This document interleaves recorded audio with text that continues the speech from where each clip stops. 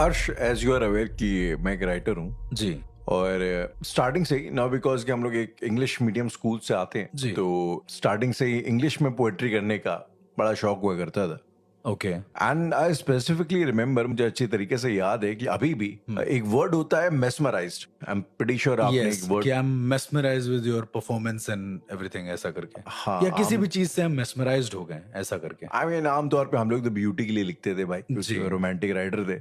तो I am mesmerised by somebody else's beauty and things like that. तो I mean quite recently कि बस पढ़ते पढ़ते मुझे एक चीज पता लगी कि मेस्मराइज एक्चुअली वर्ड आता है फ्रॉम द वर्ड मेस्मर। जी, और मेस्मर कोई वर्ड था ही नहीं, मेस्मर एक्चुअली एक नाम है, जी। और एक साइंटिस्ट का नाम है फ्रांस मेस्मर। ओके।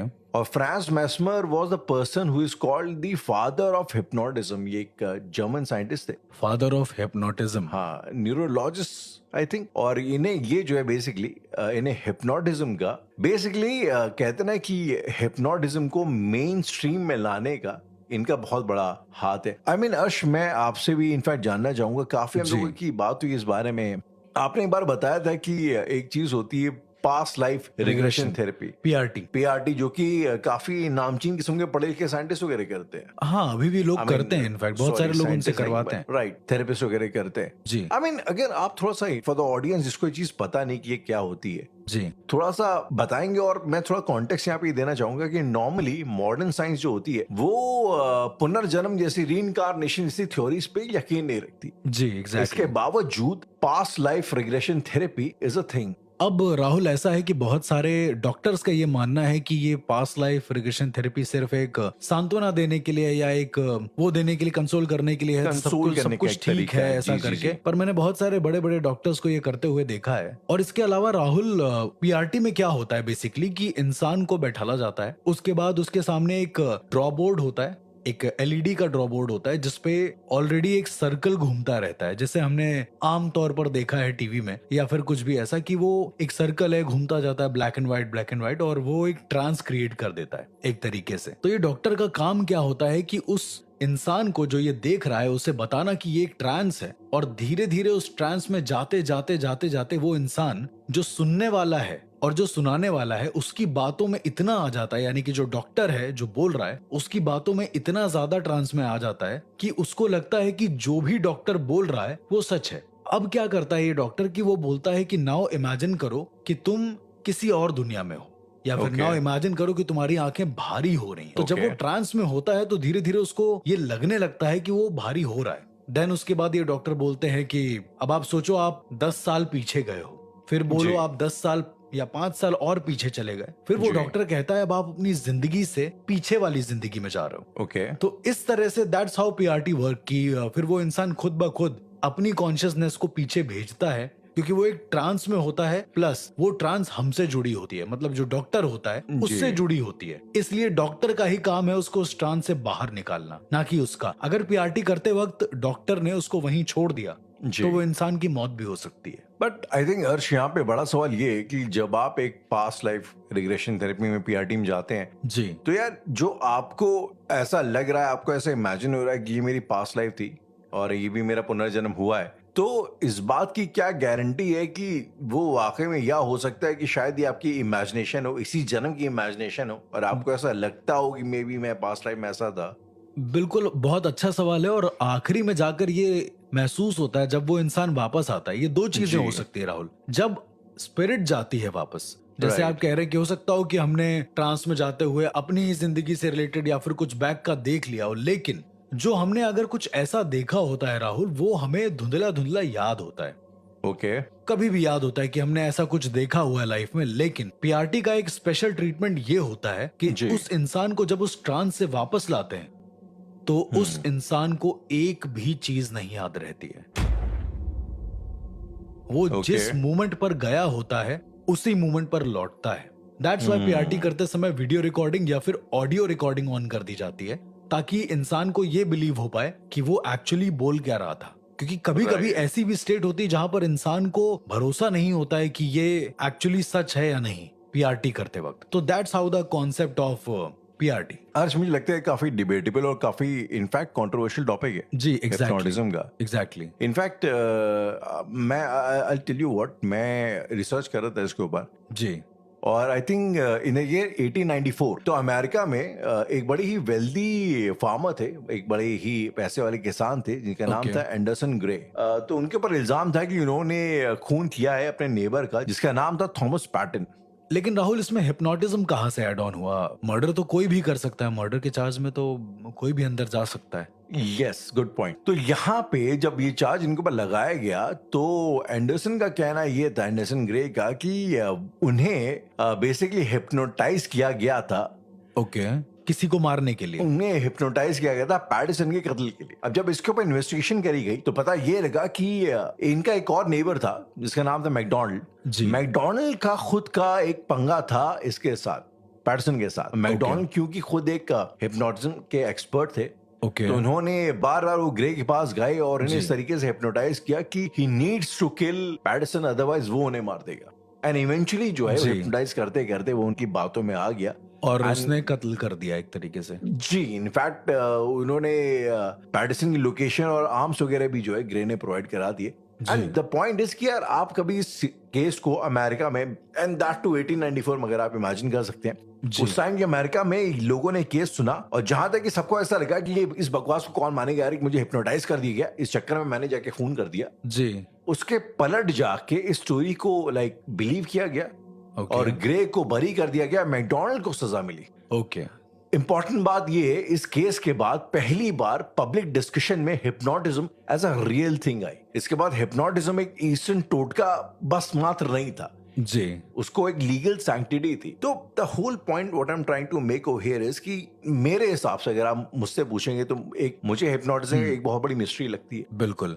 और अक्सर मैं ये चीज सोचता हूँ कि एक पैरानॉर्मल एक्सपर्ट का हिप्नोटिज्म के ऊपर क्या पर्सपेक्टिव, क्या टेक हो सकता है। अगर राहुल आप मुझसे पूछेंगे, देखिए बहुत सारे पैरानॉर्मल एक्सपर्ट हैं जो अलग अलग तरह से आपको बताएंगे चीजों को, लेकिन मेरा अपना एक व्यू है।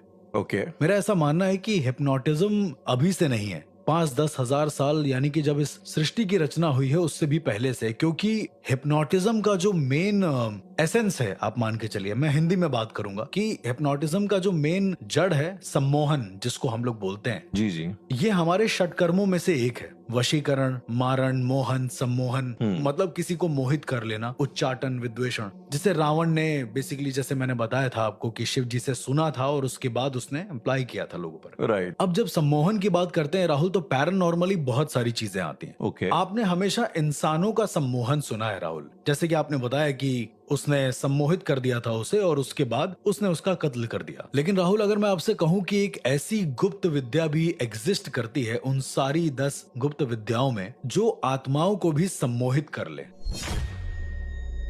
ओके। ऐसी भी एक विद्या एग्जिस्ट करती है, आत्माओं को सम्मोहित कर ले। एग्जैक्टली। बहुत सारे लोगों का अलग अलग मत होता है कि ऐसा नहीं हो सकता, वैसा नहीं हो सकता, पर एज फार एज मैं जानता हूं चीजों को और जितना मेरा एक्सपीरियंस है, मैंने ये चीज देखी है। उस गुप्त विद्या को कहते हैं मरघट बुढ़िया। सुनने में कॉन्सेप्ट थोड़ा सा अजीब है, नाम भी थोड़ा सा अजीब है, नाम काफी अजीब है। मरघट बुढ़िया। ये सम्मोहित बुढ़िया या ऐसा भी कुछ हो सकता था, पर ये नहीं है। सो मरघट बुढ़िया का कॉन्सेप्ट ही ये है कि उसमें आपके पास एक ऐसी ताकत आ जाती है जिससे आप आत्माओं को डिस्ट्रैक्ट कर सकते हैं। शायद इंडियन पैरानॉर्मल पॉडकास्ट में मैंने पहली बार कुछ ऐसा बताया है जो एंटिटीज को डिस्ट्रैक्ट कर सके, एक ऐसी ताकत। बाय द वे, इसके साथ मैं शायद एक डिस्क्लेमर यहाँ पे ये देना चाहूंगा हमारी ऑडियंस को कि यार आप ये ना करिएगा कि आज जस्ट बिकॉज अर्श ने बोला है और आपने तुरंत आप गूगल पे गए और जी भगवान ने अगर आपको कुछ मिल जाए वहां पे, बिकॉज काफी कुछ चीजें जो है कभी बेवजह भी मिल जाती हैं। सोर्सेज से होती है, एग्जैक्टली, अनऑथराइज सोर्सेज से होती है, तो आप उनकी बातों में आगे कुछ प्रैक्टिस भी करने लग जाएं। मैं तो कभी नहीं कहूंगा कि कोई प्रैक्टिस करे, जस्ट इसे सुने और अवेयर हूं कि अगर कभी ऐसा कुछ होता है तो एटलीस्ट आप बच सकें। जी। हमारे इंडियन पैरानॉर्मल पॉडकास्ट से हम सबको यही बताने की कोशिश करते हैं। Again back to the topic Rahul, जहां पर मैं आपको बता रहा हूं कि मरघट बुढ़िया एक ऐसा कॉन्सेप्ट है। अब मैं आपको उस गुप्त विद्या के बारे में कुछ बताता हूं। ओके। सो मरघट बुढ़िया बेसिकली उसी इंसान के घर में एग्जिस्ट कर सकती है या उसी इंसान को मिल सकती है जिसके एक ग्रैंड पेरेंट जिंदा हो। कोई भी एक ग्रैंड पेरेंट हो सकता है। कोई खास वजह इस चीज की? धीरे धीरे आपको समझ में आएगा। इसके बाद मैं एक फैमिली से मिलता हूँ राहुल, जहाँ पर मैं देखता हूँ कि वो लोग बहुत खुश हैं, पर वो फैमिली अच्छी नहीं है। अच्छी नहीं, इसका क्या मतलब? अब मेरे पास एक केस आता है, उनके घर में मुंजा था एक्चुअली। अब जहां पर राहुल मुंजा की बात आती है, मैं थोड़ा सा सीरियस हो जाता हूं कि यार आखिरकार मुंजा को कैसे टैकल करेंगे, क्योंकि जी। उसको टैकल करना बहुत बड़ी बात है। ब्रह्म राक्षस तो बहुत ऊपर चला जाता है, बट मुंजा को कैसे टैकल करेंगे। जी। जब उनके घर गए तो वो बहुत ही आम तरीके से बात कर रहे थे। उन्होंने बताया कि उनके घर में मुंजा है, लेकिन मुंजा जो है उन्हें कोई इफेक्ट नहीं करता है। मैं सुन के ओके। शॉक हो गया। मैंने उनको पूछा कि मुंजा आपके घर में कितने दिन से है? जी। तो उन्होंने बोला मेरे घर में मुंजा 10 साल से है। अब जरा सोचिए राहुल, जिस घर में मुंजा इतने वक्त से यानी कि 10 साल से मुंजा है, जी। उस घर वालों को वो कुछ कर क्यों नहीं रहा है। मैं बार बार ये सोचने लगा और मैंने उनसे पूछा भी। मैंने देखा कि उनके घर में एक उनके ग्रैंड पेरेंट है जो अब मरने वाले हैं, मतलब अराउंड डॉक्टर ने जवाब दे ही दिया था उनको। ओके। उस दिन मैं उनके घर में रुका। मैंने सोचा कि शायद मुझे मुंजा की एक्टिविटी फील हो जाए या कुछ ऐसा। मेरे दोस्त का ही घर था तो मैं रुक गया वहां पर। उस रात को मुझे किसी बच्चे के खेलने की आवाज आई, जो मोस्टली मुंजा में होता है। ओके। पर मैंने ज्यादा नोटिस किया नहीं इस बात को, लेकिन उससे भी ज्यादा नोटिस करने वाली बात जो थी वो ये थी कि उनके जो दादाजी थे, जो मोस्टली डेथ होने वाली थी जिनकी, वो रात को बच्चों का जो झुंझुना होता था जी। उसको लेकर छत पर जा रहे थे। ये मैंने देखा। ओके। और मुझे एक बार के लिए ऐसा लगा कि ये सिर्फ 2 कदमों की नहीं 4 कदमों की आवाज है। मुझे लगा कि इनके साथ कोई ऊपर जा रहा है। ओके। जब मैंने और गौर से देखने की कोशिश करी तो मुझे ऐसा लगा कि ये उसी मुंजा को अपना हाथ पकड़ाकर छत पर लेकर जा रहे हैं झुंझुने के साथ में। और ऊपर जाकर ये खूब खेलते हैं कि बेटा तुम कैसे हो, क्या है क्या नहीं है। फिर ये नीचे आते हैं, अपने बेड पे जी। लेट जाते हैं। खैर मेरे लिए ये था कि शायद इनका दिमागी हालत नहीं सही होगी या कुछ ऐसा, लेकिन अगले दिन जब मैंने इनसे पूछा है कि दादाजी ऊपर गए थे, तो मैं क्या देखता हूँ कि दादाजी व्हील चेयर पे आ रहे हैं। दादाजी चल नहीं सकते थे राहुल। ओके। ये आपने ये चीज पहले शायद नोटिस नहीं करी थी। नहीं करी थी, वो बेड पे लेटे थे Okay. तो ज्यादा वो नहीं कर पाए। लेकिन जब मैं शॉक हो गया ये देखकर कि व्हील चेयर पर है वो, तो मैंने पूछा कि आप ऊपर गए थे? जी। तो उन्होंने बस सर हिलाया, जैसे वो कुछ बोल भी ना पा रहे हो। लेकिन उसके एक रात पहले जो मैंने देखा वो गलत नहीं हो सकता था। ये Right. हेलुसिनेशन तो नहीं था राहुल मेरा, क्योंकि मैं प्रॉपर उठ कर गया हूँ, मैंने देखा है ये। जी। और वो ठीक बच्चे की तरह बुदबुदाने लगे कि ऐसा ऐसा करके कुछ बोलने लगे। मैं समझ नहीं पाया उनकी बात। फिर मैंने अपने दोस्त को पूछा तो बोला ठीक है कोई बात नहीं, ये होता है। अब मुंजा वाले घर में पहले तो मुंजा वाली चीज मेरे लिए बहुत शॉकिंग थी कि मुंजा इनको कोई कुछ कर क्यों नहीं रहा है। और दूसरा ये कि ये मिस्टीरियस दादाजी थे कौन। मैंने कई बार उन्हें ध्यान से देखने की कोशिश करी कि आखिर इनके पास कोई ताकत है क्या है, पर कुछ नहीं समझ में आया, मुझे कुछ नहीं दिखा। खैर इसके अगले दिन जब मैं और रुका हूं एक दिन और, तो मैंने क्या देखा है कि करीबन 12 बूढ़े इंसान एक साथ ऊपर जा रहे हैं छत पे। ओके। और उन 12 बूढ़े इंसानों में एक वो भी हैं, उनके दादाजी भी। तो इस बार मैंने टोक दिया, मैंने चिल्लाकर बोला कि दादाजी रुकिए, ऐसा करके। राहुल जब वो 12 के 12 बूढ़े इंसानों ने अपना मुंह पलटा है इधर, तो उनके फेस पर कुछ भी नहीं था। क्या? न आंख थी न मुंह था। अब ये इसे आप मेरा हेलुसिनेशन कह सकते हैं जी। लेकिन ये मुझे दिखा। और जो Okay. मुझे दिखा वो मैं हूबहू आपको बता रहा हूँ कि उनके दादाजी के फेस पर जी। और उसके अलावा जितने भी 11 लोग थे उनके फेस में किसी भी फेस पर ना आंखें थी ना भौं थी, सिर्फ एक प्लेन चमड़ी का मुंह था। ओके। राहुल ये देखने के बाद मैं बेहोश हो गया हूँ। एज अ पैरानॉर्मल एक्सपर्ट भी मैं ये बोलता हूँ क्योंकि डर हमें भी लगता है। मैं उन जी। एक्सपर्ट्स में से नहीं हूँ जो कहे कि उन्हें डर नहीं लगता। अगले दिन जब मैं उठा तो मैं अपने दोस्त के पास गया और उसको बोला कि ये सब क्या है यार, मुझे बताओ इसके पीछे की वजह क्या है। जी। तो उनके पेरेंट्स ने रोक दिया। उनके पेरेंट्स ने कहा कि आपने जो देखा आप उसे भूल जाइए, इस घर में ये कॉमन है। अब मुझे नहीं लगता कि Okay. किसी घर में मुंजा रहे ये बड़ी कॉमन सी बात है, या Right, किसी उसके घर ऊपर- में ऐसे कोई हाँ। एग्जैक्टली बुजुर्ग इंसान ऐसा करे ये कॉमन सी Exactly. बात है। मेरे उस दोस्त के अंदर एक खास बात थी राहुल, क्या? वो भाप जाता था चीजों को अगर कुछ भी चीजें गलत होने वाली होती थी। अब Okay. ये तो बड़ी आम सी बात है कि सिक्स सेंस वाली बात है कि कोई भी कर सकता हाँ है। जी, हाँ जी, हाँ जी। पर राहुल हम और ये दोनों कार से जा रहे थे ओके। और रास्ते में बड़ा उबड़ खाबड़ रास्ता था तो कार थोड़ी ध्यान से चलानी थी। मैं ड्राइव कर रहा था तो उसने मुझसे सीधा ये बोला कि अर्श कार धीमे चलाना। The Okay. मोमेंट उसने ये बोला है उसके 10 मिनट के बाद मेरे कार के सामने एक छोटा सा बच्चा आया है बॉल खेलते हुए साइड से जो रोड में होता है, जी जी जी। और मैंने अचानक से ब्रेक मारी है। तो कुछ चीजें ऐसी थी जो मेरी समझ के बाहर थी। ये लोग साधक नहीं थे राहुल, ये लोग किसी चीज की पूजा नहीं करते थे। इनफैक्ट ये लोग बिल्कुल अलग थे। तो एक ऐसी फैमिली जिसके घर में सब कुछ ठीक है, मुंजा है, इनफैक्ट सब कुछ खतरनाक है, जी। वो फैमिली इतनी चिल कैसे रह रही थी, इसके पीछे कोई ना कोई तो बहुत बड़ी वजह थी। मैं इस कॉन्टेक्स्ट को समझाने के लिए इससे पहले आपको एक और एग्जांपल देना चाहूंगा, वो है ओपी शर्मा जी का, जो जादूगर थे। ओके, जादूगर ओपी शर्मा। जी। राइट। इनडायरेक्टली उनसे मेरा बहुत अच्छा नाता है। मैं डायरेक्टली नहीं बता सकता कि क्या है, लेकिन मेरी जो मम्मी है उनके जान पहचान में ये थे, काफी क्लोज थे इनफैक्ट। Okay okay. मम्मी उनको भाई मानती थी। मम्मी बताती थी कि ये किसी भी इंसान से अपनी बात मनवा लेते थे। इनके पास ये Okay. हुनर था। अब लोग इसे हुनर बोले या जादू बोले, लेकिन ये था। एक चीज और पता चली कि जिसके पास सम्मोहन होता है ना राहुल, जी। वो इंसान किसी भी आत्मा से डरता नहीं है, क्योंकि उसे अपनी सेल्फ कॉन्शियसनेस को जगाना आता है, सम्मोहन करने वाले इंसान। तो इससे मुझे ये जादूगर कनेक्ट हुआ, और इसी से मुझे ये फैमिली कनेक्ट हुई कि ये फैमिली भी खुद को ठीक कर ले रही है समहाउ। तो इसके पीछे या तो सम्मोहन हो सकता है, कोई ऐसी चीज हो सकती है जो बहुत षटकर्मों में से एक हो, या तो फिर कोई गुप्त विद्या हो सकती है। ओके। जैसा कि मैंने आपको बताया कि गुप्त विद्याएं एग्जिस्ट करती हैं। राहुल, हमारे बहुत सारे प्राचीन किताबों में जिक्र है कि आप गुप्त विद्याओं को पहचान सकते हैं। ओके।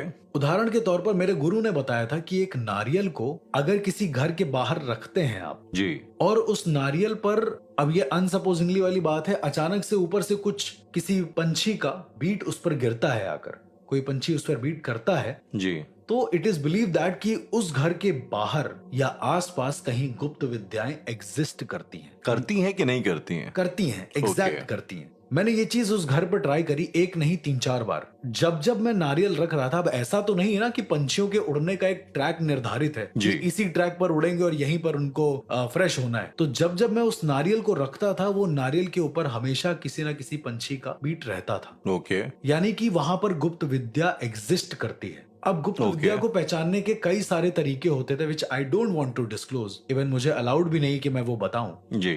जब मैंने वहां पर ट्राई किया राहुल, तो मुझे पता चला कि इनके घर में एक गुप्त विद्या है। अब 10 गुप्त विद्याओं में से कौन सी गुप्त विद्या है इनके पास जो मुझे नहीं पता है, क्योंकि उसको तो आप देख भी नहीं सकते। जी जी जी। खैर राहुल, आज चौथा दिन था जब इनके दादाजी की मौत होनी थी। ओके। अब यहाँ पर मुझे बहुत एक प्लस पॉइंट मिला पहचानने का। जब मैं उनके अंतिम संस्कार में गया तो मेरा जो दोस्त था वो लौटा नहीं वापस। वो कहता है कि तुम लोग जाओ, हम आएंगे। अब सारे लोग चले गए, लेकिन मैं रुक गया वहां पर ये देखने के लिए कि मेरा दोस्त करता क्या है। 3 बजे के आसपास सब जा चुके थे करीब। मेरा दोस्त रुका है वहां 9 बजे तक। मैं दूर से देखता क्या हूं कि मेरा दोस्त राख में से कुछ इकट्ठा कर रहा है ओके।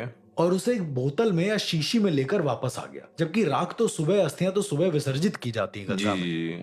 मैंने कुछ बोला नहीं। वो पात्र मैंने बहुत अच्छे से देखा था कि वो किस पात्र में उसने उसको लिया था। ओके। इसके आगे आने वाले 1 हफ्ते तक वो मेरे साथ रहा, हमसे बात करता रहा। अच्छा, बीच बीच में जब खाना खाने की बात आती थी, एक दिन हम लोग ऐसे ही बैठे थे, एक 2 महीने बाद की बात है, एक रेस्टोरेंट में बैठे थे, वहां हम लोग डोसा खा रहे थे। ओके। उसने अपने बैग से एक पात्र निकाला है और उस पात्र में से कुछ मिट्टी उसके ऊपर डाल दी, उस डोसे के ऊपर कुछ मिट्टी जैसा। मैं देख नहीं पाया हूँ। मैं जैसे ही पलटा वो पात्र को रख रहा था वापस। ऐसा उसने 6-7 बार किया। एट द एंड क्या हुआ राहुल, मुझे दिख गया कि ये वही पात्र है जिस पात्र में उसने अपने दादाजी की अस्थियां इकट्ठा करी थी। मैंने उसको पूछा कि तुम ये क्या कर रहे हो, अस्थियों को खाने में मिलाकर क्यों खा रहे हो? उस दिन का दिन है राहुल, आज तक मेरे दोस्त ने मुझसे बात नहीं करी है, एकदम कट ऑफ कर लिया उसने। उसके बाद मैंने अपने गुरु से ये बात पूछी तो उन्होंने कहा कि उसे जरूर शमशान वाली मरघट बुढ़िया मिली होगी। क्या क्या प्रोसेस बेसिकली क्या करती है मरघट बुढ़िया? देखिए, आप इसे करती है या करता नहीं बोल सकते, क्योंकि ये गुप्त विद्या है। जी जी, मतलब क्या फायदा होता है? एग्जैक्टली। तो जब मैंने अपने गुरु से पूछा तो उन्होंने कहा कि जो तुम्हें बिना फेस के आदमी दिखे हैं, उन्होंने कहा कि जब मरघट बुढ़िया किसी इंसान के घर में आती, ये गुप्त विद्या होती है जो आपको अनसपोजिंगली मिलती है, डेस्टिनी में ही होती है आपके। ये ऐसे प्रैक्टिस करके हासिल नहीं कर सकते। ये आप प्रैक्टिस नहीं कर सकते इस गुप्त विद्या की आप, अनटिल अनलेस आपका कोई बहुत हायर लेवल का गुरु ना हो। राइट। तो ये मरघट बुढ़िया क्या करती है, ये गुप्त विद्या क्या करती है कि किसी घर में आती है जी, और उस घर का जो ग्रैंड पेरेंट होता है उसकी बॉडी में दाखिल होती है जब उसकी मौत के 2 या 3 दिन बचे हो। ओके। फिर वो उन 3 दिनों में सबको बताती है कि वो मरने वाली है, इसलिए सबको न्यूट्रल रहना है और घर में सब कुछ ठीक रहेगा। वो पूरे घर वालों को ये कन्विंस कर देती है कि तुम आगे आने वाली किसी भी मुसीबत से पल भर में बच जाओगे, बस मेरी जो राख है अस्थियों की वो खाते रहना। ऐसा वो ओके। बताती है गुप्त विद्या। यहाँ पर विद्या खुद बताती है, यहाँ पर आपको नहीं डिसाइड करना होता कि क्या करना है। और यही चीज मेरा दोस्त करता आ रहा था बहुत टाइम से, जिसने अब कट ऑफ कर लिया है और शायद वो लोग अभी ठीक है। जरा सोचिए एक ऐसी गुप्त विद्या राहुल जो मुंजा से भी आपको सुरक्षा दे दे, जिसमें आप बिल्कुल चिल हो जाए कि मुंजा है तो कोई दिक्कत नहीं है, ना उसे भगाना है ना उसे रखना है, उसका मन है तो वो ठीक, नहीं है तो कोई बात नहीं। मतलब एकदम न्यूट्रल फेस। तो इस तरह की भी एक भयानक विद्या मैंने अपनी आंखों से देखी, जिस पर मुझे आज भी यकीन नहीं होता है। हर्ष, मैंने भी ऐसी गुप्त विद्या के बारे में सुना है। आई मीन विद्या के बारे में क्या सुना है, मैंने मुझे भी फिल्मों जानना में है कि देखा आपने है। क्या सुना है गुप्त विद्या में। मैंने इनफैक्ट कई फिल्मों में भी देखा है कि अक्सर ऐसा होता है कि कोई एंटिटी आती है और उस एंटिटी के घर पे कब्जा करने के बाद लोगों के बाल झड़ने लग जाते हैं, बाल झड़ने, दांत पहला गिरने लग पहला जाते जो हैं। फंक्शन होता है वो यही होता है सबके साथ मेरे हिसाब से। राइट। जी, लेकिन राहुल एक अजीब सी बात है। मैं हमेशा सबको बताता हूँ कि जब कहीं पर कुछ नेगेटिव होता है या कुछ जी, ऐसा तो बाल जी। झड़ने लगते हैं या फिर कुछ ऐसा होता है। लेकिन अगर मैं आपसे कहूँ कि राहुल, बालों का झड़ना सिर्फ पैरानॉर्मल ही नहीं, ऐसी पैशाचिक गुप्त विद्या में आता है जिसके आने पर इंसान को होश नहीं रहता कि वो क्या कर रहा है।